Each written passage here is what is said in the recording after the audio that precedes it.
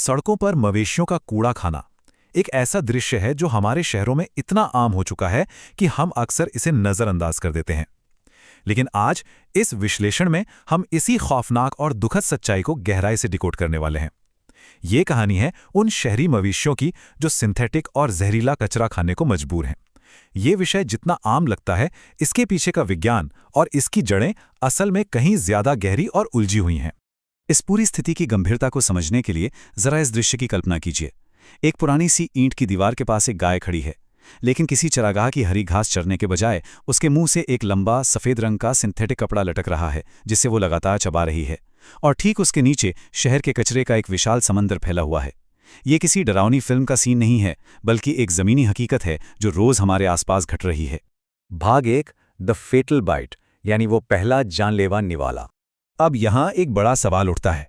लाखों सालों के इवोल्यूशन ने जानवरों को सिखाया है कि सुरक्षित और प्राकृतिक खाना कैसे खोजना है, तो फिर एक शुद्ध शाकाहारी जानवर की यह सर्वाइवल इंस्टिंक्ट इतनी बुरी तरह फेल कैसे हो जाती है? एक तरफ वो प्राकृतिक वृत्ति है और दूसरी तरफ है हमारी शहरी वास्तविकता, जहां हताशा में ये जानवर जहरीले रंग बिरंगे प्लास्टिक के रैपर्स के अंदर सड़े हुए भोजन को तलाशने की कोशिश कर रहे हैं। इसके पीछे का विज्ञान वाकई हैरान करने वाला है। होता क्या है कि गाय अपनी आंखों से ज्यादा अपनी सूंघने की क्षमता पर निर्भर करती हैं।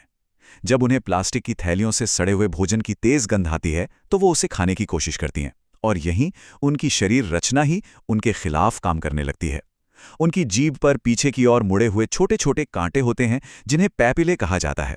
इनका काम लंबी घास को गले के नीचे धकेलना है। इस बनावट की वजह से अगर एक बार प्लास्टिक मुंह में चला गया तो उसे वापस थूकना शारीरिक रूप से लगभग नामुमकिन हो जाता है। भाग 2, भरे पेट भूखे मरना। ये पूरा मौत का जाल कुछ साफ स्टेप्स में आगे बढ़ता है। पहले थैली के अंदर भोजन की गंध तलाशना और फिर उस रैपर को निगल जाना। इसके बाद ये कचरा पहुंचता है गाय के सबसे बड़े पेट वाले हिस्से में, जिसे रूमेन कहते हैं। रूमेन में मौजूद सूक्ष्म जीव या माइक्रोब्स घास को तो पचा सकते हैं, लेकिन सिंथेटिक प्लास्टिक के सामने वे पूरी तरह बेबस होते हैं। नतीजा ये होता है कि ये प्लास्टिक रूमेन के अंदर एक कठोर अभेद्य गोला बन जाता है जिसे पचाया नहीं जा सकता। और यहीं सबसे क्रिटिकल पॉइंट आता है, फॉल्स सटाइटी या पेट भरे होने का झूठा एहसास।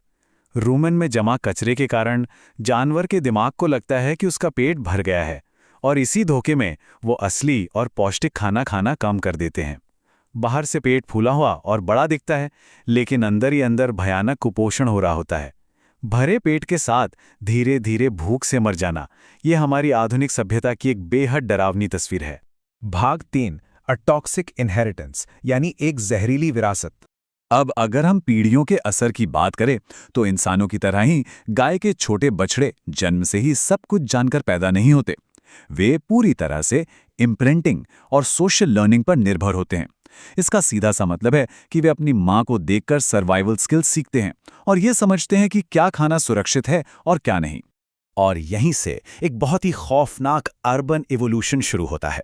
जहां पहले बछड़े खुले हरे घास के मैदानों में चरना सीखते थे, वहीं अब उनका लर्निंग ग्राउंड डामर की सड़कें और कचरे के ढेर बन गए हैं। बछड़े के दिमाग की न्यूरल वायरिंग अब इस तरह ढल रही है कि वो कचरे के पहाड़ को ही अपना प्राकृतिक भोजन मान लेता है। घास के मैदानों का जो पैट्रिक ज्ञान था वो पूरी तरह से मिटता जा रहा है, और भोजन का संबंध अब सीधे प्लास्टिक की थैलियों से जुड़ गया है। वैज्ञानिक इस पूरी प्रक्रिया को मैलाडैप्टिव बिहेवियर या दोषपूर्ण अनुकूलन कहते हैं। ये एक ऐसा एडेप्टेशन है जो शायद कुछ दिन सड़क पर जिंदा रख ले, लेकिन लंबी अवधि में ये पूरी प्रजाति को अंदर से तबाह कर देगा। जरा सोचिए, अब एक प्लास्टिक की पन्नी की खड़खड़ाहट ही इन नई पीढ़ियों के लिए चारे की आवाज बन गई है। ये चीज प्रजाति की पूरी पहचान को ही विकृत कर रही है। भाग 4, द नोवल इकोसिस्टम। सड़कों पर अक्सर हमने देखा होगा कि एक गाय शांति से कचरे के ढेर पर आराम कर रही है।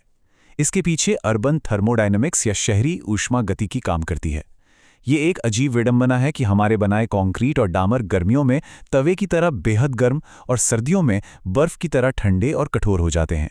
इसके उलट सड़ा हुआ कचरा एक धीमी रासायनिक प्रक्रिया के जरिए हल्की गर्माहट पैदा करता है और बैठने के लिए एक नरम जगह देता है।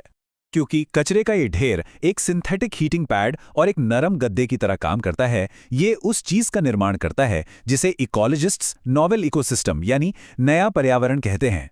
ये पूरी तरह से इंसानों के दखल से बना एक नया पर्यावरण है जहां प्राकृतिक और कृत्रिम के बीच की लकीर बिल्कुल मिट चुकी है। लेकिन यहाँ जो सबसे बड़ी और गहरी त्रासदी दिखती है वो है इनका मनोवैज्ञानिक आत्मसमर्पण, यानी साइकोलॉजिकल सरेंडर। इन जानवरों ने इस बात को स्वीकार कर लिया है कि ये जहरीला कचरा ही उनका असली घर है। मतलब जो खतरनाक कचरा उन्हें अंदर से बीमार कर रहा है, वही कचरा उन्हें बाहर कंक्रीट के शहर की कठोरता से बचा भी रहा है। भाग 5 द मिथ ऑफ अवे, यानी कचरे के दूर जाने का भ्रम। अगर इसे बड़े नजरिए से देखें तो ये एक बहुत ही खतरनाक तस्वीर पेश करता है। खाने से लेकर जीवित रहना सीखने और यहां तक कि सोने तक, इन शहरी जानवरों का पूरा वजूद अब हमारे फेंके गए कचरे से बंधा हुआ है। प्राकृतिक मिट्टी और चरागाहों की जगह अब सिंथेटिक कचरे ने ले ली है। ये सिर्फ एक प्रजाति का संकट नहीं है, बल्कि ये एक विनाशकारी पर्यावरणीय विफलता का साफ संकेत है जो पूरे जीवन चक्र को प्रभावित कर रहा है।